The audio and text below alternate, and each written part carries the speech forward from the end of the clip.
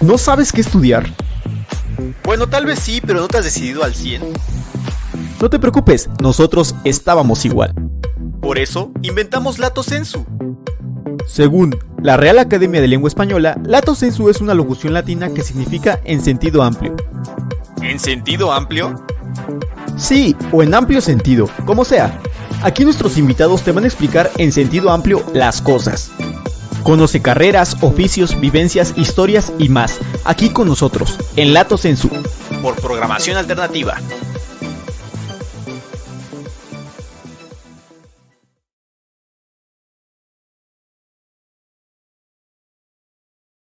Hola amigos de Lato Sensu, ¿cómo están? Estamos en otro episodio de este programa que ustedes pues ya han venido conociendo un poquito más. El día de hoy estamos con Ana González, quien es psicóloga educativa especialista en adolescentes, y hoy vamos a platicar un poquito de esta parte de los adolescentes, de cómo es canalizarlos y todo eso. Pero primero que nada me gustaría preguntarte, ¿cómo es que tú incursionas en esto de la psicología? ¿Qué te lleva a ti a estudiar psicología? Ok, yo desde muy chiquita quise estudiar psicología porque tenía un familiar muy cercano al cual lo llevaban a consultas psicológicas, sí. Porque tenía un problema de aprendizaje, ¿no? Okay. Y entonces yo veía su crecimiento y cómo los papás de esta persona se expresaban del apoyo que recibían. Entonces, desde ahí yo dije, pues yo quiero ser una persona que pueda ayudar a las personas de esta manera, ¿no? Claro. Sin estigmatizar a las personas, porque pues igual desde siempre yo me daba cuenta como por alguna cosita que tuviera alguna persona ya era estigmatizada, ¿no? Y eso me daba mucho coraje. Entonces, desde muy chiquita yo veía todo eso y dije, no, yo quiero ser psicóloga. Y ya conforme fui creciendo, la verdad es que nunca se me quitó esa idea, porque cuando somos niños decimos quiero ser policía, bombero, médico, maestro, cambiando. Exactamente, y va cambiando, pero en mi caso no sucedió así. Yo siempre dije psicóloga y así fue. Yo quería ser psicóloga clínica, pero ya cuando hice mi examen para la universidad, pues me topé con ese rechazo, ¿no? De las universidades que te seleccionan. Sí. Y entonces no pude entrar a la UNAM para estudiar psicología pues clínica, y en una de esas visitas de las escuelas conocí la Universidad Pedagógica Nacional, y ahí dan la opción de psicología educativa, ¿no? Okay. Entonces en algún momento dije, bueno, quizás es una rama que también me gusta, la enseñanza, el trabajar con niños también me gusta, y dije, ¿por qué no psicología educativa? Y la verdad es que es una universidad donde viví experiencias muy bonitas, donde jamás me voy a arrepentir por haber estudiado en esa universidad, porque desde pequeños nos enseñan que, o sea, cualquier persona quiere aspirar a estudiar en la UNAM, ¿no? Sí. Por el prestigio que tiene la universidad, y cuando no logramos entrar a esa universidad, pues creemos que el mundo se nos viene encima, ¿no? Pero no nos enseñan a que hay otras posibilidades y que al estudiante no lo hace la universidad. Eso es bien importante, porque mucha gente cree que salir de una universidad en específico te asegura tu futuro, y eso Exacto. Yo soy mucho de la idea de que a la universidad la hacen los estudiantes. Si tú eres un buen estudiante, la gente va a tener una buena referencia de esa universidad, y no Exacto. al contrario. Porque a mí me ha tocado, bueno, soy mucha gente me dice, ¿por qué no estudiaste en la UNAM y no sé qué y todo? Le digo, es que creo que puedo hacer una diferencia más marcada donde yo estudié, porque la representación que yo le puedo dar a mi universidad va a ser mayor a que si es otro abogado de la UNAM, por ponerlo así. No quiero desmeritar a mis compañeros abogados de la UNAM ni nada, pero creo que sí es importante ese punto que tocas, que como universitario, salgas de donde salgas, tienes que estar orgulloso, y que la camiseta te la pongas y representes a tu gente, ¿no? Exacto. Porque al final de cuentas es tu casa, es tu alma mater. Exacto. Y la verdad es que muchos jóvenes se enfrentan a eso, a que ya se sienten pues sí, defraudados, o que ya no van a alcanzar sus metas si no estudian en una escuela con algún nombre, ¿no? Sí, claro. Y eso no es cierto, eso hay que romper ese estigma de que si no sales de la UNAM, claro, es una universidad que en México cualquiera quiere ir a esa universidad por el prestigio y la calidad que tiene, ¿no? Pero pues ahí no se acaban nuestros sueños, ¿no? Siempre hay alguna opción en donde tú puedes desarrollar esos sueños y no lo hace una escuela, sino tiene que ver con uno mismo, ¿no? Entonces, bueno, ahí entré a estudiar psicología educativa y y pues sí, la verdad es que cumplió con todas mis expectativas de lo que yo quería hacer. Y creo que esto es algo que los jóvenes luego no entienden, que bueno, a mí me pasó cuando yo era estudiante, que cuando ya estaba perfilándome para estudiar en una carrera universitaria, no sabía a dónde perfilarme. Tú como psicóloga y como psicóloga en adolescentes, ¿qué tanto es tan marcado o no es tan marcada esta parte de que los jóvenes no saben a qué se van a dedicar? ¿Y cómo es esa parte de orientarlos? Cuéntame un poquito esa parte. Sí, la verdad es que sí nos enfrentamos cuando, bueno, al menos a mí me pasó igual, que cuando ya tenía como la necesidad de escoger una carrera, porque ya había terminado mi preparatoria. La verdad es que aunque siempre quise estudiar psicología, sí me entró la duda de, ¿esta será realmente la carrera que quiero estudiar? ¿Eso va a ser a lo que me voy a dedicar? ¿Eso me va a dejar? ¿No? Porque es lo primero que piensas, ¿no? O sea, ¿qué vas a estudiar que te deje? ¿No? Y creo que, bueno, yo tengo una frase aquí en este programa que es, o sea, sí que te llene el alma, que te llene emocionalmente, pero también si no te deja económicamente, ¿cómo quieres que vivir de eso? No les digo mucho luego a los artistas, no se vive nada más del aplauso, ¿no? O sea, te tiene que retribuir económicamente. Y si ya te retribuye emocional y después a posteriori es económico, creo que esa es la secuencia de pasos a seguir, porque siempre primero tiene que ser algo que te guste y después de que ya te haya gustado, que te deje económicamente. Y creo que es una consecuencia de lo primero, ¿no? Ajá, cuando exacto. haces bien lo primero, cuando te sientes bien con eso y todo, le echas más ganas y todo. Lo dijimos antes de empezar la entrevista, que es cosa de que si te gusta algo, seas constante, seas repetitivo, seas pues muy muy clavado con esa parte para que realmente la disciplina sea la que después te llegue o te lleve a esos frutos, ¿no? Exacto. Muchos papás me dicen, es que quiere estudiar para maestra, ¿no? Y no le va a dejar, no va a vivir de eso. O quiere estudiar pintura y no va a vivir de eso, ¿no? Entonces yo siempre les digo, o sea, cuando algo te apasiona, cuando algo te gusta, tú buscas las posibilidades y las encuentras y puedes vivir hasta mejor que otra persona que estudió a lo mejor arquitectura, medicina, leyes, ¿no? Pero si estudias algo que no te gusta, pues nunca le vas a poder ver otra posibilidad más lo que te enseñen o lo que te digan que es eso o lo que te digan que hay que hacer. Entonces es más difícil crecer con algo que no te gusta que crecer con algo que te gusta. Eso es como mucho más fácil porque siempre le vas a ver como cómo aplicarlo en diferentes áreas y eso solito te va llevando a que sea tu modo de vida. Y creo que, bueno, yo lo veo mucho o lo he visto mucho con los adolescentes, que es como de, los papás dicen, queremos que sea doctor, queremos que sea contador, queremos que sea abogado.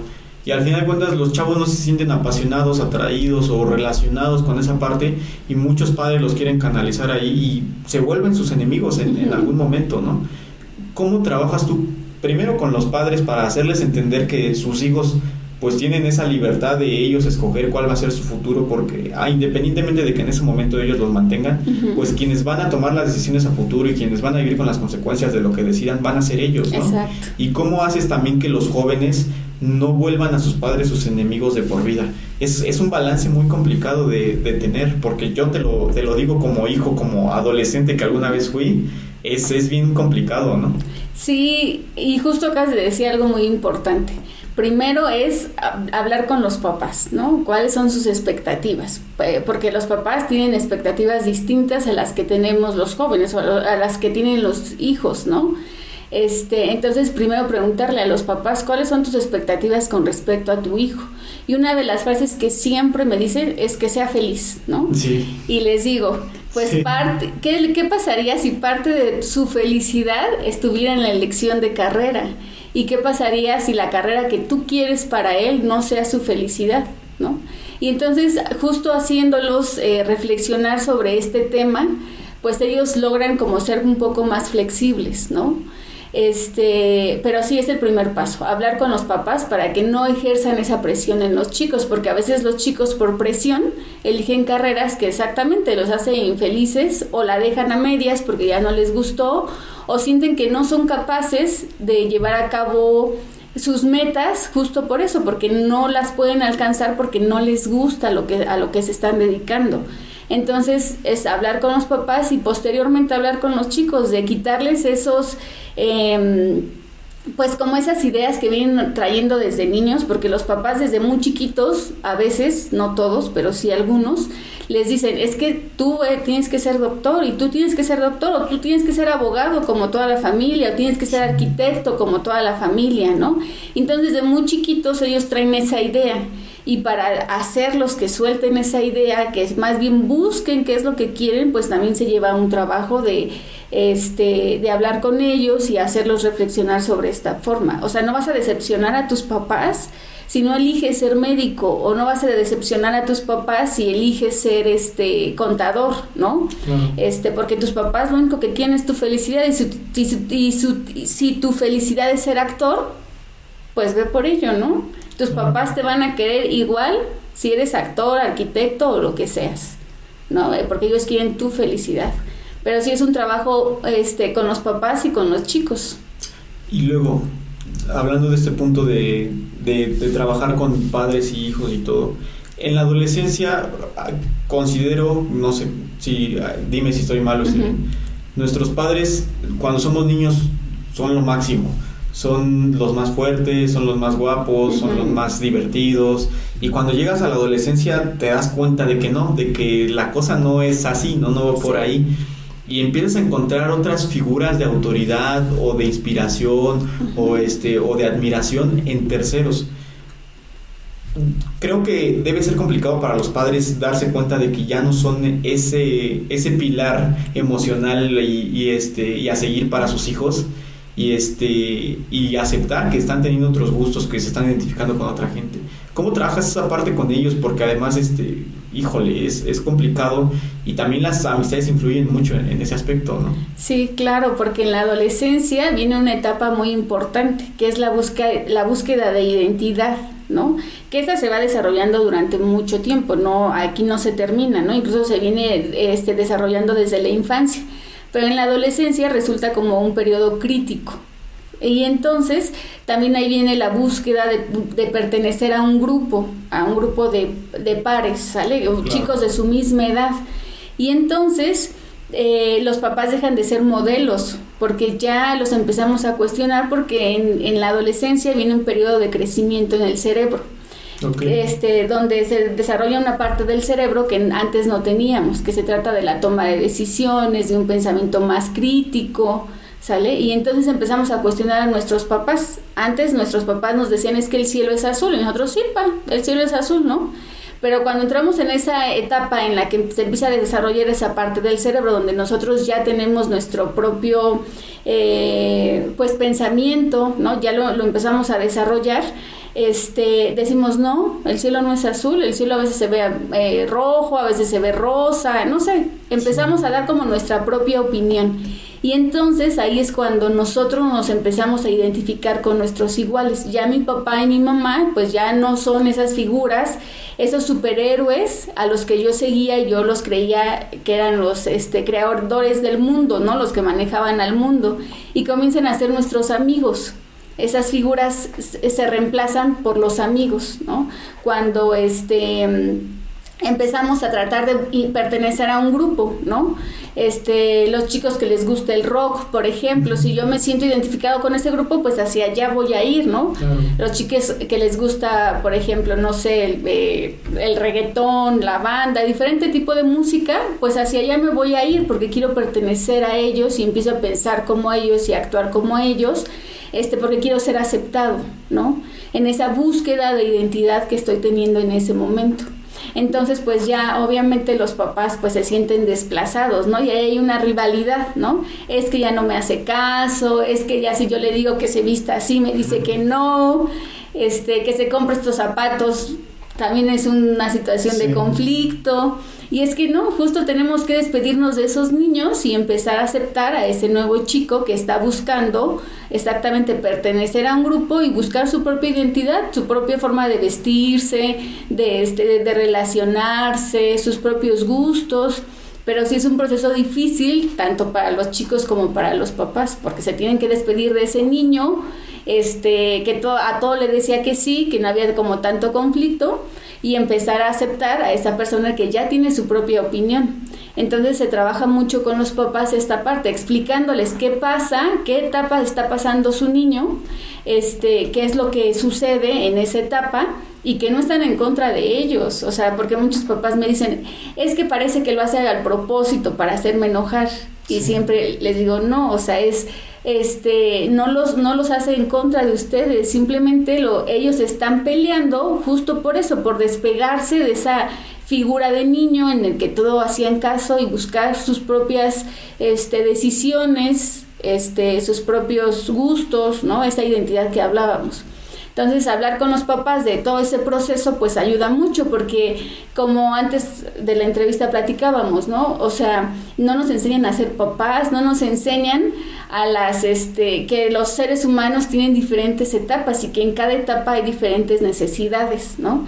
Y entonces, por ejemplo, un psicólogo o un psicólogo educativo o un psicólogo especializado en adolescentes, ese es su trabajo, explicarle al papá cuáles son las características de esa etapa para que entiendan al niño que tienen enfrente y no crean que es en contra de ellos, sino que es algo esperado, es algo normal del desarrollo, ¿no? Entonces creo que si a todos nos enseñaran eso, si todos tuviéramos oportunidad de tener ese conocimiento de que cada ser humano pasa por diferentes etapas y de que cada ser humano en esas etapas tiene características y se comporta de tal manera, creo que nos ayudaría más a entender a los niños, a los adolescentes, a los jóvenes, a las personas adultas, a las personas de la tercera edad, ¿no? Creo que eso sí sería como algo que nos ayuda como a que cada etapa, saberlo, nos ayuda a que cada etapa sea como más fácil entenderla y manejarla. Sí, porque creo que, bueno, con todo se dan estas situaciones de confrontación, ¿no? Uh-huh. Por los niños muy pequeños, sus berrinches, ¿no? Los adolescentes, sus desplantes, que te hago en la calle, que me bajo del coche y te azoto la puerta. Exacto. Y todo. Luego, por ejemplo, pasa también con los hijos, yo lo veo con mis padres y mis abuelos, ¿no? Ya mis abuelos se vuelven más necios, ya es más complicado tratar con ellos, uh-huh. Que entiendan ciertas cosas, que asimilen que algunas cosas son de cierta manera, ¿no? No sé, por poner un ejemplo, la homosexualidad, ¿no? Que uh-huh. A lo mejor no era tan tolerada, hacerle entender al adulto mayor también que eso es parte ya de nuestro día a día, de nuestra realidad, ¿no? Entonces creo que tocas un punto muy importante, que es que toda la vida hay etapas, uh-huh. Nunca dejamos de evolucionar en una cuestión psicológica, ¿no? Exacto. Y también el contexto y el momento en el que te haya tocado vivir te va a hacer creer ciertas cosas, ¿no? Exacto. Entonces es bien difícil cómo en una casa puede haber unos 5 o 6 tipos de pensamiento, dependiendo de cuántas generaciones estén conviviendo, ¿no? Exacto. Y de qué les haya tocado vivir. Pero regresando un poquito a los adolescentes, digo, es complicado tratar con ellos como padre, como primo, como hermano. Es una etapa difícil para ellos, porque además no nada más están habiendo cambios psicológicos, también están habiendo cambios físicos, ¿no? Exacto.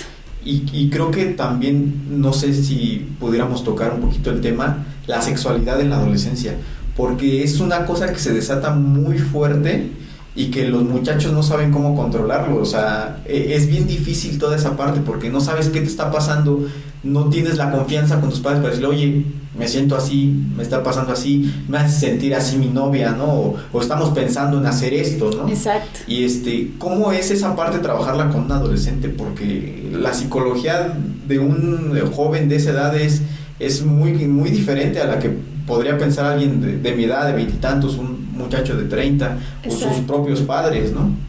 Sí, y actualmente es muy difícil por toda la apertura que hay en el internet, sí. Que antes pues nos educaban en esa parte, pues los maestros, ¿no? Los padres, los amigos, también les pedíamos consejos, pero ahora quien nos educa es el internet, ¿no? Todas estas plataformas que hay actualmente y que muchas veces, muchas son muy educativas, ¿no? Pero otras son muy mal informan, ¿no? Sí, claro. Y sobre todo a los chicos, ¿no? Que no tienen todavía el criterio de decidir qué es bueno y qué es malo, o de pensar si esto me sirve o no me sirve, sino simplemente lo repiten, ¿no? Entonces, esta parte, o sea, en la actualidad sí resulta como muy importante porque por esta parte que te digo de la apertura, ¿no? Del conocimiento que hay. Pero sí es importante, yo trabajo con un equipo multidisciplinario donde está un médico, nutriólogos, psicólogos y trabajadores sociales, donde justo una parte de lo que nosotros transmitimos es que al adolescente hay que diseñarlo, ¿no? Okay. O sea, y ese diseño viene desde la infancia, ¿no? De enseñarle valores, enseñarle el respeto, ¿no? El respeto por los demás y por uno mismo, ¿no? El enseñarle el sentido de la responsabilidad, del compromiso, no solo con los demás, sino incluso contigo mismo, con tus sueños, con tus metas, ¿no? Y entonces, si desde niños trabajamos eso y trabajamos la comunicación con ellos, una comunicación pues abierta, pero no me refiero a hablarles de todo, sino de acuerdo a sus necesidades que ellos vayan teniendo conforme a sus etapas, empezar a comunicarlos con ellos, a no dejarlos con dudas, ¿de acuerdo? Esto es algo muy importante. Los papás siempre me dicen, es que, ¿cómo les hablo de sexualidad, no? Claro. Y algo muy importante es, espérate a sus necesidades, ¿no? Porque muchas veces los niños hacen una pregunta y los papás se siguen, ¿no? Sí. Y siempre les digo, pregunten ellos qué saben, o sea, qué quieres saber de eso que tú me estás preguntando, qué quieres saber, qué conoces, dónde lo escuchaste, y de acuerdo a esas respuestas, pues él empezar a dar una respuesta a esa pregunta, ¿no? Sí, siempre empiezan con la típica, ¿de dónde vienen los bebés?, ¿no? Ajá, exacto. Y no es lo mismo decir a los 6 años de dónde vienen los bebés que decir a los 13 años qué es la pornografía, ¿no? Por ponerlo en un contexto completamente diferente, ¿no? Ya no es lo mismo, ¿no? Exacto. Y entonces siempre es preguntarle, ¿y por qué lo quieres saber? O sea, ¿dónde lo escuchaste? ¿Tú qué sabes?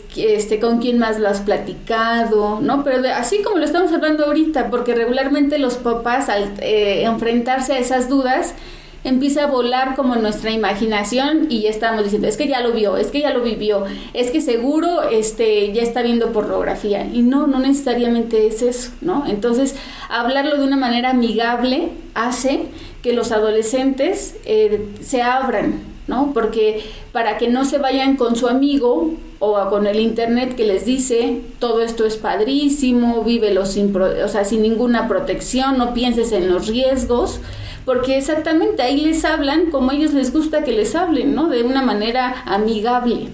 Y si los papás pegan el grito en el cielo, pues los chicos nunca se van a acercar a ellos, ¿no? Porque ¿para qué me acerco si ya sé cuál va a ser su respuesta? Me van a regañar, me van a decir que ya no me van a dejar ver el internet, ¿no?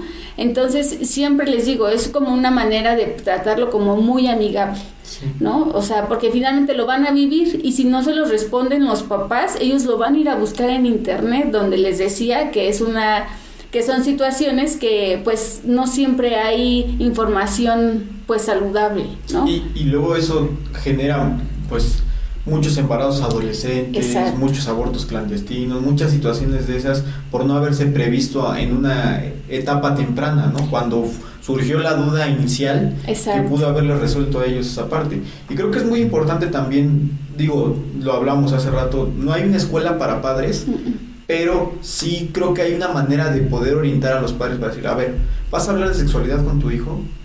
Cuestiónale así, pregúntale así, oriéntalo así, no lo hagas que él se sienta incómodo contigo, porque al final de cuentas eres su padre y pues eres como la persona más cercana en ese momento que en una figura de autoridad que le puede orientar y que le puede decir algún consejo o algún planteamiento que a lo mejor él no había visto de esa manera, ¿no? Porque un amigo adolescente le va a decir lo mismo que él piensa, ¿no? Hazlo, escápate, no lo cuentes, diviértete, ¿no? Ese tipo de cosas, ¿no? Y tocando este punto, me gustaría preguntarte, ¿cómo es esta dualidad o esta balanza de el secreto profesional con tu paciente, que en este caso es el adolescente, uh-huh, y también con los padres, porque al final de cuentas los padres tienen la necesidad de saber qué hablaste con su hijo, cómo se siente, cómo tratarlo, ¿no? Entonces, hasta qué punto dices, todo esto sí le puedo decir a sus padres, todo esto no, o me limito, o solamente los oriento? ¿Cómo es eso para ti? Eso es algo muy importante, porque sí, los papás necesitan una retroalimentación, ¿no? Entonces siempre les digo a los chicos, trato de ganarme su confianza, entonces todo lo que les digo se los tengo que cumplir, ¿no? Para que exactamente no perder esa confianza. Y entonces siempre es un acuerdo que tengo con ellos de todo lo que tú me digas se va a guardar de manera confidencial, a menos que sea algo que ponga en riesgo tu vida. Lo vamos a comunicar, ¿no? Claro. Y cuando yo considero que es algo importante que los papás sepan, sobre todo para mejorar la relación, siempre les pido permiso a los chicos. Les digo, ¿sabes qué? Creo que esta información la necesita conocer tus papás. ¿Se las quieres comentar tú o se las puedo comentar yo? Y muchos, la mayoría me han dicho, sí. Yo lo puedo platicar con ellos, o si no se sienten pues capaces de hacerlo, en confianza sobre todo, sí, me dicen sí se los puedes comentar, pero siempre pidiéndoles su autorización. Okay. Y el día que me llegan a decir que no, trato de platicar con ellos y de hacerles ver que es importante que los papás lo sepan para mejorar su relación, ¿no? Entonces eso es muy importante, ¿no? O sea, tratarlos como personas que pueden tomar sus propias decisiones, y si les cuesta un poco de trabajo, pues orientarlos, ¿no? Y decirles por qué es tan importante que los papás lo conozcan.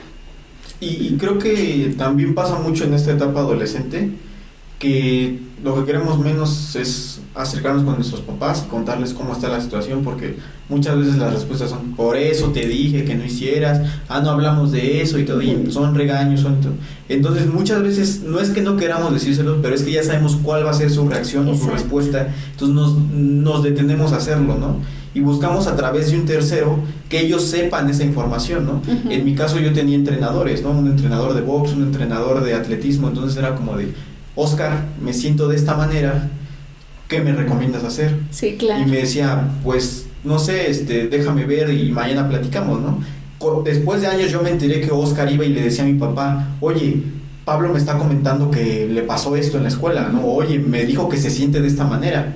Y entonces mi papá, a través de Oscar, me recomendaba algo, ¿no? Y al final de cuentas era mi papá aconsejándome a través de un tercero, uh-huh, que a lo mejor él no se sentía capacitado porque pues él no era ni mi padre y era nada más mi coach, y era más diferente la relación que como con un psicólogo, ¿no? Uh-huh. Entonces creo que también buscamos en esa etapa que algún tercero hable con nosotros o nos represente, ¿no? Para decir cómo nos sentimos o cómo estamos viviendo la vida, ¿no? Sí, exacto. Casi siempre tienen como un primo mayor, un amigo mayor, un familiar, un tío, una tía mayor. Los abuelos también juegan un papel muy importante. Pero esto que dices es muy importante. Yo siempre les digo, aparte de un médico de cabecera, tendríamos que tener un psicólogo de cabecera, ¿no? Que justo nos oriente a todo esto. Y lo que yo te decía hace un ratito, diseñar a mi adolescente es que durante la infancia yo, como papá, haga que mi niño me tenga confianza, para que cuando llegue el adolescente, pues esa confianza se siga reforzando, ¿no? Claro. Entonces, lo ideal sería que no tuvieran que utilizar una tercera persona, ¿no? Pero si ya la hay, pues justo tener una buena comunicación con esas terceras personas y no sentirse celosos. Claro, porque muchas veces, exactamente, los papás se sienten celosos y se sienten agredidos y pues ya no lo ocupan como una red de apoyo, sino más bien lo hacen a un lado, ¿no? Y entonces, pues eso también es muy importante. Si no se acercan, no hay que ver por qué nos están acercando, sino qué estoy haciendo yo. Yo les digo, voltea en el espejo y qué estás haciendo tú como papá para que el niño o tu adolescente no te quiera contar a ti las cosas. O sea, no son ellos, sino más bien la respuesta que tú das cuando ellos te cuentan algo. Claro, sí, es bien complicado eso, porque como hijo también te predispones a, me van a regañar, me van a decir esto, mejor no le comento que nos pasó esto en la fiesta porque, híjole, ¿no?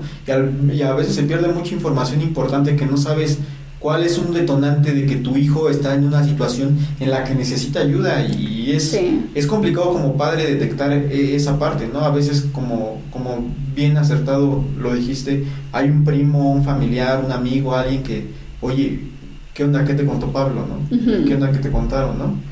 Y esa parte es importante, porque también el celo de padre o de madre es difícil de trabajarlo. Es como de, ¿y cómo si le dices a tu prima esto? ¿O cómo si le cuentas a tu abuelita que te pasó esto? Y a mí no, yo hubiera ido a hablar con el maestro y a lo mejor hubiéramos arreglado algo. Pero es muy complicado tener esos canales. Y creo que también me gustaría abordar un poquito el tema de la estigmatización de los jóvenes y de los niños en general, porque eso también crea adolescentes, adultos y niños inseguros. Me habías comentado que trabajabas con adolescentes con problemas de sobrepeso, con trastornos alimenticios. ¿Cómo es esa parte? Y no nada más con ellos, sino de las etiquetas sociales que los hacen creer que eso es su todo, ¿no? Exacto. Soy gordito y eso me define, ¿no? Soy narizón y eso me define, ¿no? O cosas así. O en la escuela me dijeron que estaba visco y ahora eso es lo que, por eso me conocen todos, ¿no? ¿Cómo es trabajar con ellos esa parte y que realmente aprendan que esa no es una característica que los vuelva quienes son, ¿no? Sí, acabas de tocar un tema muy importante, porque relacionándolo con lo que veníamos hablando, el hecho de que ellos vivan con un estigma o con un señalamiento así hace que trunque muchas veces su futuro, o sea, que no se sientan capaces de llevar a cabo sus sueños, por ejemplo, como una carrera, como la elección de una carrera. Eso, el que vivan con un señalamiento, que crezcan con ese señalamiento, hace que ellos no se sientan capaces, o sea, tengan baja autoestima y no se sientan capaces de elegir o de hacer algo, ¿no? Entonces, sí es muy importante este tema en los adolescentes, y sobre todo, muchas veces llegan algunas personas que me dicen, es que es un niño obeso, ¿no? O es un niño con TDAH. Y les digo, ajá, ¿y qué más? ¿No? Y ya de ahí no salen, ¿no? Porque decir es un niño obeso o es un niño TDAH es como definirlos totalmente. Y nosotros lo que hacemos en el grupo de trabajo es mucho hablar de es un niño con sobrepeso, es un niño con obesidad, porque el agregarle ese con es que es solamente una característica, pero sus demás características también son importantes, no es lo único que tienen. Por ejemplo, es un niño súper, que sí, tiene una característica, es el TDAH, pero es un excelente deportista, ¿no? Pero es un excelente chico, pero ayuda a su comunidad. Entonces, no solamente esa es su característica, no, eso no es lo que lo define. Lo definen muchas otras cosas que también tienen buenas, ¿no? O sea, que lo hacen ser la persona que es, y que solamente los encasillamos en esa característica que para muchas personas está mal. Y eso tiene que ver mucho con el bullying, ¿no? Eso quería tocar, sí. Y nosotros mismos, los adultos, promovemos eso sin quererlo, ¿no? No es que tengamos esa tarea de hacer, sino sin quererlo lo hacemos, justo con esto que te estoy diciendo, ¿no? Es que es un niño con obesidad. Digo, es un niño obeso, ¿no? Y les digo, no, resalten sus otras características. Es para que él, cuando alguien llegue y lo ofenda o le diga una palabra que le hace sentir mal, él no se la crea. Porque él dice, o sea, puede decir, sí, tengo esa característica, pero también soy excelente deportista, pero también soy excelente ser humano, pero ayudo a mi comunidad, pero soy excelente hijo, pero dibujo hermoso, no sé, o sea, para que ellos también sepan que no es lo único que tienen, sino que tienen otras situaciones mucho más valiosas que rescatar y que las otras o sea, y que no vengan a decirle que es lo único que tiene. Es como una manera de que ellos se defienden ante esos ataques y no se lo dicen a las demás personas, sino que ellos se lo crean. Sí, interiorizado. Exactamente. Sí, creo que eso es muy importante porque, bueno, te lo dije hace rato, creo que la primaria o la secundaria son de las etapas más crueles donde como adolescente o como niño no te das cuenta del alcance que tienen tus palabras, ¿no? A mí personalmente yo recuerdo que en algún momento me hicieron, o sea, fui en escuelas particulares y la mayoría pues de un estatus de cierto tipo de niños, y yo siempre fui el morenito, el chaparrito, y siempre eran los insultos que indio, que negro, que cosas así, ¿no? Entonces bueno, vi un stand-up de un muchacho en el que hablaba que le pasó algo similar, ¿no? Él comenta que estaba en una fiesta y los demás niños le dijeron, tú no juegas porque eres café, ¿no? Okay. Y fue con su papá y le dijo, oye papá, los niños no me dejan jugar porque dicen que soy café. Y la respuesta que él pensó que iba a tener a su padre era, sí, ahorita vamos a ver qué, y les decimos y todo. Y le dijo, pero ¿qué quieres hacer, hijo? Si eres café, ¿no? O sea, si eres morenito, ¿no? Y entonces él se dio cuenta de que esa era una característica que él tenía, ¿no? Y aprender a vivir con eso, y me hizo a mí recordar, ¿no? O sea, yo recuerdo que me decían indio y cosas así, y decía, pues sí, al final de cuentas tengo cierto origen, tengo cierta ascendencia, ¿por qué voy a estar avergonzado por esa situación, ¿no? Al contrario, porto con orgullo ese estandarte de a lo mejor tener algún rasgo autóctono o característico mexicano, ¿no? Que a lo mejor tú no tienes, ¿no? Exacto. Y aprender a hacer lo que los demás ven un defecto, una virtud, o volverlo una característica de la que tú te sientas orgulloso, es bien importante. Exacto. ¿Cómo haces que un adolescente y que un niño vuelva ese resentimiento y esa situación en la que él se siente desprotegido en una forma de empoderarse?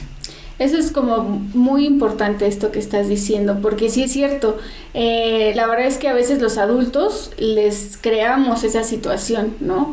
De que muchos papás, justamente por el color y sin quererlo, porque nada lo hacen como al propósito, sin quererlo, le dicen, sí, pero no importa, ¿no? No, sí es tu característica, pero eres hermoso, pero otra vez rescatando sus cualidades. Pero eres un niño eres excelente en la escuela, eres excelente en esto, o eres el mejor haciendo pasteles, o sabes que eres el mejor vecino, no sé, como siempre reforzándole alguna característica que él tiene positiva, porque regularmente hablamos de lo negativo. Claro. Exactamente, cuando nos referimos a una persona, es que es esto, es lo otro, es aquello, pero de manera negativa, pero regularmente no resaltamos lo que tiene de manera positiva, ¿no? Y entonces justo hablar con los niños de eso, ok, si tienes un problema de peso, pero ¿qué más tienes, no? Hacerles voltear, que ellos volteen a ver sus cualidades es muy importante, porque de tantas veces que les repetimos sus errores, lo único que pueden ver es eso, sus errores, pero hacerles ver que también tienen cualidades, cambia su actitud de los niños y se vuelven chicos como más seguros, ¿no? Que nada los detiene, que si alguien llega y les dice que no está de acuerdo con lo que es, pues estos niños los hacen a un lado y continúan, ¿no? Porque él sí está orgulloso de lo que es. Entonces eso es algo muy importante y que regularmente hacemos los papás, resaltamos lo negativo y se nos olvida resaltar lo positivo. Y creo que, bueno, lamentablemente, y bueno, ya no tanto, vivimos en un México muy clasista, muy misógino, muy con características muy definitorias de cómo somos como sociedad. Y eso hace que, o sea, lo ves en las casas, ¿no? De que hay el güerito, ¿no? Y ya, y el sobrino o el nieto güerito es el que todos quieren más, solo porque es güerito, ¿no? Sí. Y ese tipo de cosas que dices, oye, no puedes hacer a un lado a los demás niños solo porque o al contrario, ¿no? Todos son güeritos y él es el morenito de la casa, ¿no? Y el negrito y esto y el otro, y te empiezas a crear tú inconscientemente. Los padres no se dan cuenta del daño, o la familia del daño psicológico o emocional que te están generando, porque entonces está mal que yo sea de esta manera, ¿no? Exacto. Entonces está mal que yo sea gordito, ¿no? Entonces es lo único que importa, que yo no sea gordito. O sea, ¿cómo es esa parte para un niño, para un adolescente, ¿no? Y hablando de un equipo multidisciplinario, ¿cómo haces para trabajar con todo tu equipo, con toda la infraestructura, para hacer que en todos los aspectos de su vida emocional, psicológico, de salud, un adolescente o un niño esté bien? Esto que hablas de los equipos multidisciplinarios es muy importante, ¿no?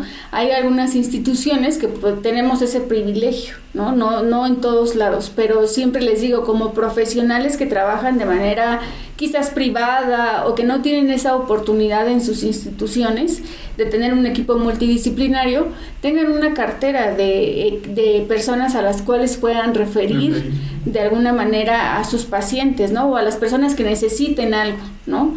Que sepan que comparten su modo de pensar, que comparten su forma de atender a las personas, ¿no? Y algo como muy importante con respecto a esto que me decías es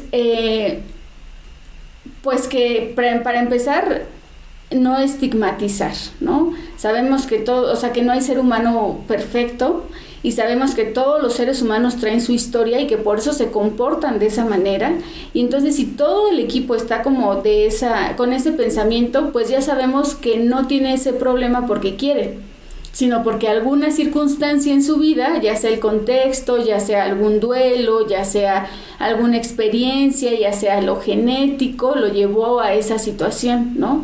Y entonces saber que son seres humanos antes que una enfermedad, eso también ayuda, ¿no? Y que manejar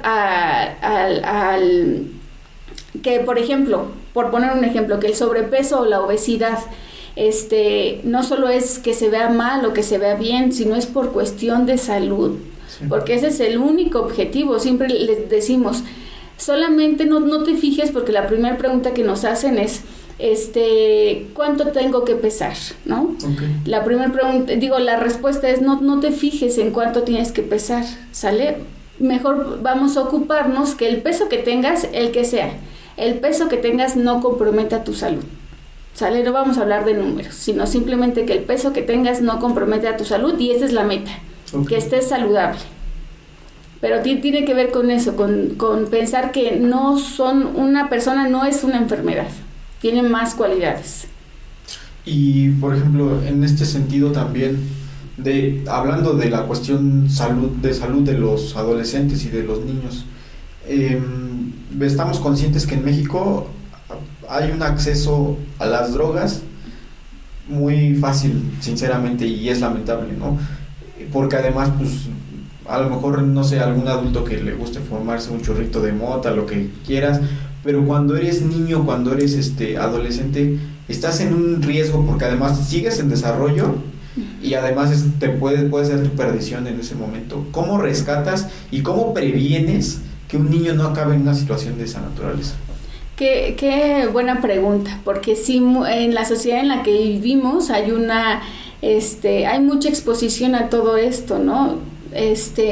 Y una forma de prevenir, otra vez volvemos al tema del diseñar a mi adolescente, ¿no? Ya sé que va a venir esa etapa porque todos pasamos por esa etapa, y entonces una forma de prevenir las conductas de riesgo en los adolescentes es que desde niños iniciemos con una actividad deportiva o con una actividad artística o con la lectura, ¿no? Eso hace que prevengas conductas de riesgo en la adolescencia. Por ejemplo, en vez de estar pensando en a qué hora me voy a ir a la fiesta, puedo estar pensando en que mañana me tengo que dormir hoy temprano porque mañana tengo una competencia de karate, de fútbol, de natación, ¿no? Y eso me previene en las tardes, en vez de salirme a una fiesta o en vez de salirme con mis amigos ahí estar afuera de mi casa, o de que me empiecen a llamar la atención las drogas. Estoy pensando en que tengo una competencia, en que tengo que entrenar, en que el grupo de niños con los que yo me relaciono son saludables porque están justo en la misma disciplina que yo, ¿no? Entonces, también alguna situación artística, como ya había mencionado, nos ayuda como a expresar también nuestras emociones, lo artístico, y entonces en vez de conflictuarme con que tengo este problema y no sé con quién acudir y siento que se me viene el mundo encima, pues una parte importante para expresar esas emociones es a través del arte. Entonces, justo desde niños es donde se empieza a inculcar esas situaciones. El amor al deporte, el amor a las artes, el amor a la lectura. Y la lectura, por ejemplo, es algo que nos ayuda a madurar nuestro cerebro. Entonces, si desde niño yo lo acerco a ese tipo de actividades, cuando sea adolescente, pues va a tener una adolescencia más saludable. Y creo que también en ese aspecto debería de ser una situación de hacer más seguros a los niños, ¿no? Porque exacto, puede ser que también, no sé, en algún momento van a ir a una fiesta, una tardeada, una reunión o algo, y siguen estando expuestos de alguna manera, aunque sean deportistas, ¿no? Uh-huh. Pero esa parte, o que no sean deportistas, pero esa parte también de decirle de que tu hijo no nada más por intentar pertenecer, acá hay una situación de esas, que esté seguro de quién es, de qué quiere, de qué aspira, es importante para que él diga, ¿sabes qué? No, me detengo y a lo mejor sí me estoy divirtiendo, pero no estoy consumiendo alcohol, no estoy fumando cigarro, no estoy probando marihuana, no me estoy inyectando algo, ¿no? Exacto. Independientemente de que a lo mejor el círculo social no le ayude mucho, ¿no? Pero creo que esto es un trabajo más también con los padres. Sí, claro. Porque si los padres no están conscientes de cuáles van a ser las necesidades de sus hijos y de cuáles van a ser las etapas y situaciones en las que podrían o no llegar a estar, pues entonces no tienes con qué trabajar, ¿no? Exacto. Ese conocimiento que tendrían que tener los padres en cada etapa es lo que los protege a los chicos, ¿no? A pesar de su contexto, ¿no? Porque también decimos que nos preguntamos, ¿por qué hay chicos que sí se meten a las drogas y que terminan muy mal? ¿Y por qué hay chicos en el mismo contexto que terminan una carrera, que son profesionistas? ¿Cuál es la diferencia, ¿no? Y muchas veces esa diferencia es eso, los padres, el acercamiento a los padres, el que tengan otras actividades, como ya lo mencionábamos, ¿no? El que yo le muestre que hay otras formas de divertirse, el que no tenga como mucho contacto con ciertas actividades, por ejemplo ahora el internet, ¿no? Que la verdad es que los chicos pasan demasiado tiempo viendo contenido que no es como tan saludable, que todo es una herramienta, ¿no? O sea, si lo sabemos ocupar es una herramienta riquísima que nos hace crecer muchísimo, pero en los chicos pues ahorita hay como mucho contenido que no les sirve para nada, y entonces eso también hace que traten de imitar ese tipo de cosas y que a la larga pues tengan conductas de riesgo. Pero los papás pueden influir en esa autoestima que tú me comentabas, desde no poniéndole apodos, ¿no? En nuestra cultura es muy común los apodos, y desde que nacen pues ya tienen un apodo prácticamente. Entonces si yo le digo, por ejemplo, por su nombre siempre, a lo mejor algo de cariño, ¿no? Por ejemplo, si se llaman, no sé, Eduardo, pues le digo Lalo, ¿no? Pero no le estoy diciendo de alguna manera gordito, ¿no? O chaparrito, o mi negrito, ¿no? Que no tiene nada de malo. Sí. Pero en la sociedad donde vivimos, pues a veces se presta para esta situación que manejábamos como el bullying, ¿no? Entonces, si yo desde chiquito lo respeto llamándolo por su nombre, él con las otras personas va a exigir exactamente lo mismo. Si las personas más importantes para mí, que es mi familia, me respeta, pues tú, más que no eres nada mío, me tienes que respetar, ¿sale? Entonces, desde ahí comienza esa autoestima y ese creernos capaces de tener que ser respetados, de lograr lo que me propongo en la vida. Desde la infancia empieza, desde cómo los tratamos en la infancia, ¿no? Okay, eso es muy importante, pero también creo que pasa una situación también que es todo lo opuesto a eso, de la vulnerabilidad, sino la sobreprotección por parte de los padres, que no los dejen enfrentarse al mundo real, que les hagan creer que las cosas son más sencillas, que no va a pasar nada, y al final, en lugar de hacerles un bien a los hijos, les están causando un daño porque no les están permitiendo que vean realmente cuál es el contexto y la situación de que algo así podría pasar. Puedes tener un accidente, te pueden, no sé, a lo mejor asaltar en una ciudad como la que vivimos, todo eso para aprender a lidiar. ¿Cómo también ayudas o canalizas a los padres para que tengan este desprendimiento de sus hijos y también que les hagan ver que también las cosas a veces pueden ponerse difíciles. Sí, son chicos, por ejemplo, que tienen poca tolerancia a la frustración por esto, ¿no? Las nuevas generaciones, digo algunos, no todos, no me gusta generalizar, tienen poca tolerancia a la frustración, que solo quieren la recompensa inmediata, que no saben justo esforzarse por lograr algo, pero es por eso, porque de alguna manera como papás pensamos, es que quiero darle lo que a mí me faltó, o lo que yo hubiera querido tener, ¿no? Y tenemos hasta 2, 3 trabajos con tal de complacer, ¿no? Esa parte que nosotros creemos que los va a hacer feliz. Y yo les pregunto a los papás, o sea, tú tuviste 3 consolas, y me dicen, no, la verdad es que yo iba a jugar a las maquinitas, ¿no? De la tienda. Y les digo, ¿y eres feliz? ¿Fuiste feliz? No, pues sí, fueron los mejores años de mi vida. Y le digo, ¿y por qué tu hijo no tendría por qué serlo? ¿No? Sin una consola, o sin 3 consolas, o sin el celular, sin la computadora, la tableta, ¿no? Entonces, de alguna manera trabajar con los papás en quitarse esos, o modificar esos conceptos de le quiero dar lo que yo no tuve para que sea feliz, la verdad es que me ha permitido pues ayudarlos en esta parte, ¿no? Hacerlos ver que una consola, que un celular, que una tableta no es la felicidad, ¿no? Claro. Son herramientas y sí, una consola en la actualidad nos permite socializar, ¿no? Porque todos sus compañeritos de la clase tienen consola y se conectan, ¿no? Pero digo pero 3... ¿no? O la computadora, la televisión, el celular en su cuarto más la consola, pues eso ya no es como saludable, ¿no? Y bueno, hablando un poquito de este aspecto de los videojuegos, yo veía apenas, hay muchos juegos, pero en específico hay un tipo de juego que es actualmente como el boom, que es los juegos donde pelean todos contra todos y no hay una progresión y no hay una enseñanza dentro de ese tipo de videojuegos, ¿no? Precisamente en ese artículo mencionaba que hay un juego que se llama Zelda, que habla de la progresión y cómo dice, si tú vas a quitarle a un niño los videojuegos y le vas a quitar este tipo de juegos como el Fortnite, como el Call of Duty y todo eso, canalízalos con un juego como para que también no sientan, sería como una abstinencia, ¿no? Ajá, exacto.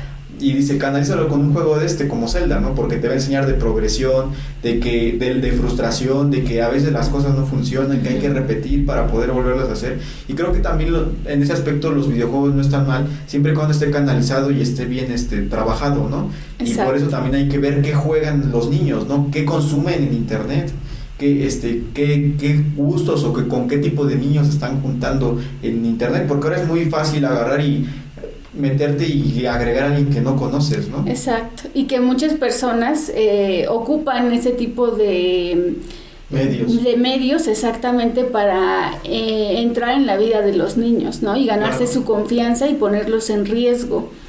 Siempre les digo a los papás que pasen tiempo de calidad con los niños, pero tiempo de calidad no es que me lo llevo a mi trabajo o que haga lo que yo estoy haciendo. Tiempo de calidad significa que yo como papá me involucre en algo que le gusta. Y si le gustan los videojuegos y una manera de saber qué videojuegos o con qué personas se está conviviendo en esos videojuegos es eso. Aunque a mí me aburra y no sepa y no me guste, pues ni modo, me tengo que interesar en ese tipo de situaciones para que yo pase tiempo de calidad, que mi hijo sepa que sí, realmente estoy pasando tiempo de calidad y aparte me sirve para ver qué está viendo, con quién se está relacionando. Y otra cosa con esto que tú decías del artículo es muy importante. Siempre les digo, hay que cambiar un no por un sí, porque regularmente llega una etapa, sobre todo en la adolescencia, que es todo no. Y entonces pues justo pasa esto, a ver, ¿por qué no? Lo tengo que experimentar. ¿Por qué me dice mi mamá tanto no? Si todos mis compañeros lo hacen, ¿no? O si todos mis amigos ya tienen ese juego, ¿no? Entonces siempre les digo, cambien un no por un sí. No puedes tener acceso a este videojuego porque no tienes la edad, porque aparte los videojuegos tienen clasificación, sí, ¿no? Pero también ahí pasa que aunque tengan clasificación, los papás lo compran, sí, ¿no? Entonces, no te puedo comprar este videojuego porque no tienes la edad para jugarlo, pero sí te puedo comprar todos estos que son de tu edad, ¿no? Entonces, siempre cambiar un no por un sí facilita la situación y no se vuelve como algo prohibido, porque sí, todo lo prohibido se vuelve deseo para el ser humano, ¿no? Pero cuando tienes opciones es más fácil. Y creo que también pasa la situación contraria a todo esto. Uh-huh. Los padres que no les saben decir que no a sus hijos. Exacto. ¿Cómo se trabaja con esa parte? Porque a mí me toca verlo con otros niños, ¿no? Una vez oía una señora que decía que a su hija mayor tuvo un problema en la escuela y al niño que le hizo lo que le hizo, la insultó y no sé qué más, le pegó algo así, y le fue como en feria porque a su hija no le hacían nada y todo, y su hijo es más pequeño, pero le digo, pero qué, y hasta corrieron al niño, dice ella, ¿no? Okay. Digo, pero qué pasaría si tu hijo hiciera lo mismo a una niña que lo que le hicieron a tu hija? Y dijo, no, a mi hijo que no me lo toquen, a él sí no le podrían hacer nada, ¿no? Le digo, es que entonces no se está siendo justa, ¿no? Le digo, las situaciones tienes que manejarlas en la misma situación con ambos niños, ¿no? Si tu hijo está haciendo mal, hacerlo ver que no está haciendo bien las cosas, y si se merece una expulsión como la que le sucedió al otro muchacho, que tú aprendas a aceptar también esa situación, porque al final de cuentas él va a querer y va a ir por la vida creyendo que puede hacer y deshacer lo que él quiera, y va a llegar el momento, o va a llegar alguien que se va a topar con él y dice, ¿sabes qué, muchacho? Esto no procede así, esto no funciona de esta manera, ¿no? Exacto. Entonces esa parte de trabajar con los papás para que tampoco sea un no radical a las cosas, pero tampoco sea un sí a todo, una balanza y un punto medio es bien complicada. Y volviendo un poquito a tu parte de preparación profesional, ya lo habíamos platicado un poquito, siempre nos encontramos con muchos obstáculos a lo largo de esta preparación, de este desarrollo, de este crecimiento. ¿Cómo fue para ti esta parte de darte cuenta que la psicología no nada más estaba enfocada en un rubro y que podías hacer muchas más cosas? Esto que dices me gustó desde que me lo planteaste, porque, por ejemplo, yo me enfrenté a que psicología educativa solo me veía como en una escuela, ¿no? Como a través de estar interactuando con niños en una escuela. Y jamás, por mi mente pasó en que yo iba a ir a dar a un hospital, ¿no? O sea, yo dije, no, pues solamente los psicólogos clínicos pueden trabajar en un hospital.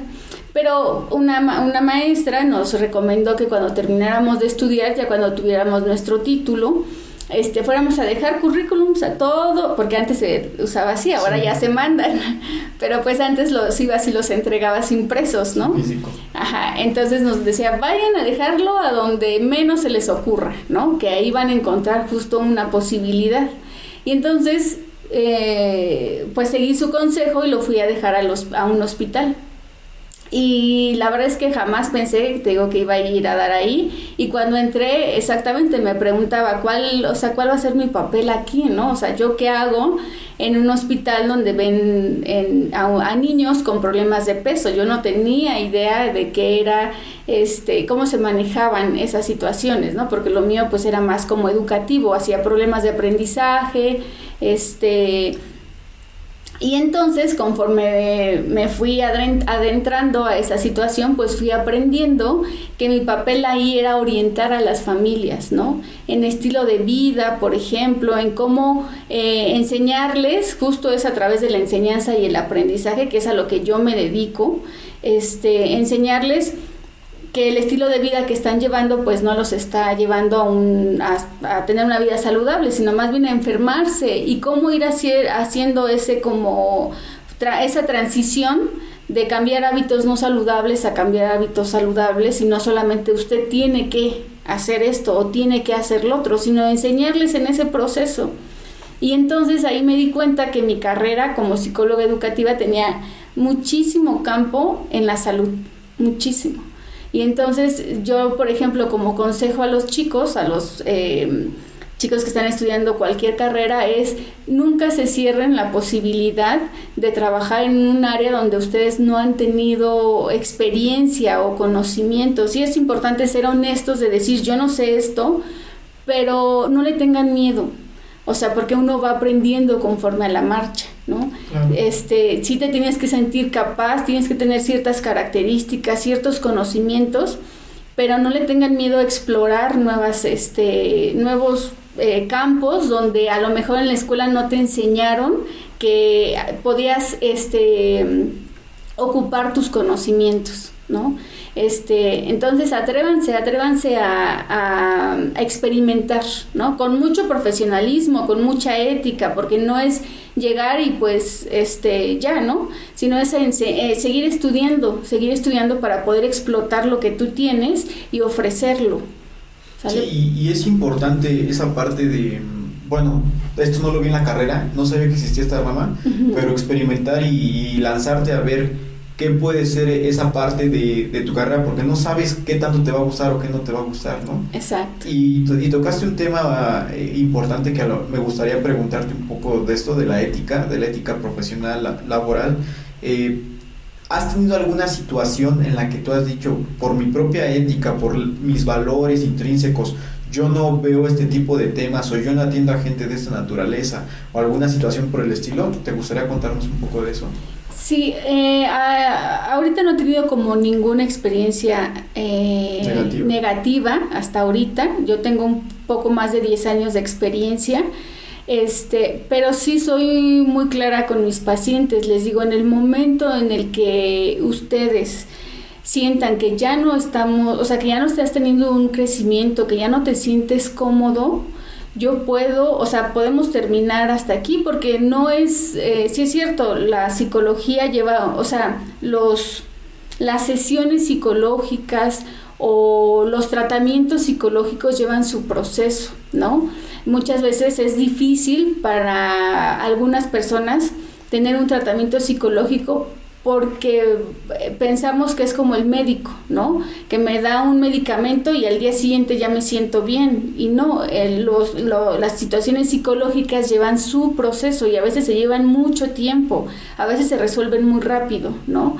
Entonces les digo, si nuestro trabajo ya no da para más, necesito que me lo expresen, ¿no? Y claro. Para que entonces no es que tú estés mal o que yo esté mal, sino que nuestra relación como pues terapeuta y paciente terminó. Entonces tú puedes seguir creciendo quizás con otra persona, ¿no? O con otra persona que tenga otra corriente psicológica. Entonces, hay esta comunicación y sí, se les canaliza con otra parte. O también como psicólogo tenemos que tener otras alternativas, ¿no? ¿Sabes qué? Yo no te puedo ofrecer apoyo en esta situación porque no soy experta en eso, porque no he trabajado con eso, pero te puedo canalizar con esta persona que sé que te puede ayudar, ¿sale? Pero eso es una parte muy importante. Siempre no creernos que lo sabemos todo ni que lo podemos todo. Sí, eso es, creo que a veces hay profesionistas que tienen ese conflicto de no saber decir que no. Exacto. Y que a veces acaban con problemas o con situaciones que no pueden manejar porque no es su área de experiencia, a pesar de que a lo mejor sean muy buenos en lo que hacen, ¿no? Y creo que eso es muy importante también, pero también veo un aspecto aquí que pasa mucho en nuestro país. A veces la gente no sabe cómo canalizarse con un psicólogo, con un terapeuta, con un doctor. A lo mejor a veces por falta de orientación, por falta de conocimiento, por falta de recursos económicos. ¿Qué le recomendarías a alguien que a lo mejor por una cuestión económica o de orientación no ha acudido a un psicólogo? Hay muchos programas de la Secretaría de Salud, hay hospitales federales que ofrecen apoyo psicológico pues con bajos costos o ahora de manera gratuita, ¿no? Entonces, pues es importante tener esa agenda para poderlos compartir con esos pacientes que por economía no pueden quizás llevar un tratamiento privado, pero siempre hay una alternativa. Incluso en sus áreas de trabajo, regularmente las empresas tienen psicólogos, ¿no? O en las escuelas también tienen áreas psicológicas. Por ejemplo, la UNAM, o hay escuelas privadas que sus estudiantes practican, justo hacen su servicio social ahí mismo, atendiendo a personas de bajos recursos. Entonces, Siempre hay una posibilidad. Lo que yo les recomiendo es que nunca piensen que no pueden recibir ayuda. Todos podemos recibir apoyo. Incluso a veces no necesitan estar mal, a veces nada más es ir a platicar o ir a compartir, mejor dicho, ir a compartir nuestras emociones, nuestros sentimientos, lo que pensamos, como decía en un principio. Así como tenemos un médico de cabecera, tendríamos que tener un psicólogo de cabecera, ¿no? Porque no siempre se va al psicólogo porque uno esté pasando por un mal momento. A veces es como para mejorar, no porque estemos pasando por un mal momento, pero yo quiero crecer como persona y voy al psicólogo justo para eso, ¿no? Sí, es bien importante siempre tener quien te dé una retroalimentación porque y objetiva, porque muchas veces la gente te dice cosas como de, lo estás haciendo bien o lo estás haciendo mal, y a lo mejor no estás entendiendo mucho de eso porque te están diciendo lo que quieres oír, ¿no? Y que un tercero ajeno a toda la situación te plantee cuáles son pues ahora sí que tu paradigma real de dónde estás parado también es importante, ¿no? Conocí a alguien que viene de un pueblo de Milpalta, es psicóloga, y venía a la ciudad a dar terapia. Tenía un consultorio, creo que en la del Valle o algo así. Y un día la volví a ver y estaba construyendo ya en el pueblo de Milpalta un consultorio. Le digo, oye, ¿por qué estás construyendo aquí? ¿Qué vas a hacer? Es un consultorio. Y le digo, ¿y eso? Y me dice, es que me he dado cuenta que aquí en el pueblo tengo muchos más pacientes que necesitan ayuda, que allá abajo es más complicado que alguien allá abajo. Dice, a lo mejor cobro mucho menos la consulta, pero tengo 20 clientes en lugar de 2 o 3, ¿no? Exacto. Y es bien extraño ese paradigma de cuánta gente realmente se está dando cuenta que necesita una ayuda de un tercero ajeno que le diga en qué situación está, ¿no? ¿Por qué pienso lo que pienso? ¿Por qué me siento como me siento? Exacto. ¿Por qué tengo esta actitud ante cierta situación? ¿Por qué me cierro a conocer más gente, ¿no? ¿Por qué me he hecho un cascarón de muchas cosas que no sabía que estaban pasando en mi vida, ¿no? Exacto. Y esa parte de desentrañar quién eres y por qué te portas de la manera en la que te portas es bien importante, y creo que si es trabajo que no puedes hacer solo, que necesitas un tercero que te ayude a reflexionar en lo interior, porque a veces hay preguntas que no te vas a plantear tú mismo. Exacto. Y esas preguntas, si te las hace un tercero, es más fácil de responderlas que en algún momento llegar a ese cuestionamiento de una manera interna, ¿no? Sí, esto que dices es muy importante. Regularmente decimos, es que no voy al psicólogo porque no estoy loco. Sí. No tiene que ver con eso, sino con lo que dices. A veces estoy haciendo bien las cosas o quiero crecer, quiero plantearme metas y que hasta ahorita no me las he podido plantear. Entonces una persona que lo ve desde fuera es más fácil verlo, ¿no? Es más fácil para el psicólogo a lo mejor hacerte ciertas preguntas o llevarte a que veas un panorama distinto porque lo ve desde fuera. Cuando uno está dentro de la situación es difícil que lo podamos ver todo, pero una tercera persona es como más fácil porque ya lo ve desde otro punto. Okay. Sí, pues es importante siempre estar conscientes y quitarnos ese estigma de que los psicólogos es para gente loca, porque lo he oído muchísimo. No hay cultura en mucha gente de eso, de no es el psicólogo porque tenga un problema, sino porque quiero mejorar, porque quiero conocerme, porque quiero explorar otras cosas que en mi psique no sabía que estaban. Exacto. Entonces esa parte es bien difícil de cambiar, pero por eso estos espacios como el que estamos generando hoy son importantes que existan, para que la gente diga, mira, un psicólogo es importante por esto, ¿no? Es importante que yo canalice a mi hijo de esta manera. Y hablando un poquito de esta parte y acercándonos un poquito al final de la entrevista, me gustaría, y si tú así lo deseas, que nos dieras tus medios de contacto o la referencia de donde das consulta, para que la gente pueda acercarse, si es que tiene esa necesidad y ese gusto por contratarte, ¿no? Y por tener algún tipo de entrevista para trabajar con ellos, con sus hijos y esa parte.